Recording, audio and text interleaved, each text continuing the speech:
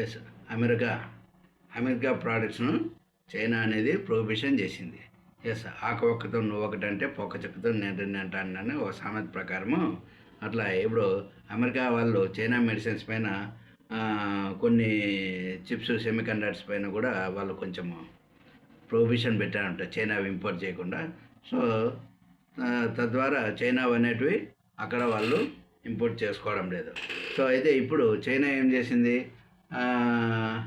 America సంబంధించిన ఎన్విడా అనేది ఒక కొత్త కంపెనీ, దగ్గర 3 లక్షల దగ్గర 4 లక్షల కోట్ల టర్న్ ఓవర్ ఉండేటువంటి చిప్స్ తయారు చేసి సెమీ కండక్టర్స్ చిప్స్ తయారు చేసేటువంటి కంపెనీ.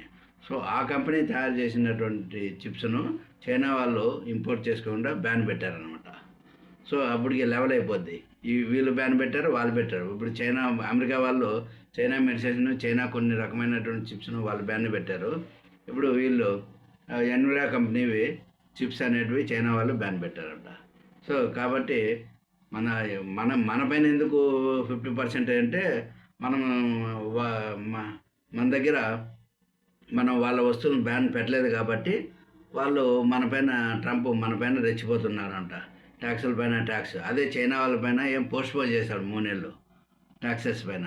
కాబట్టి ఆ విధంగా నువ్వెంత అంటే సరసమానంగా ఉంటేనే భయపడతారు అప్పుడు, అదనమాట. కాబట్టి ఇప్పుడు మన దగ్గర ఏ ప్రోడక్ట్స్ లేవు కాబట్టి వాళ్ళు ఇప్పుడు చైనా వాళ్ళు ట్యాక్సుల పైన ట్యాక్స్ పెంచిపోతే మరి మీటింగ్ జరిగింది పుట్టిన అమెరికా ట్రంప్ మధ్యలో. మరి ఏం జరుగుతుంది ఏంటనేది తెలుస్తుంది, వెయిట్ చేయాలి.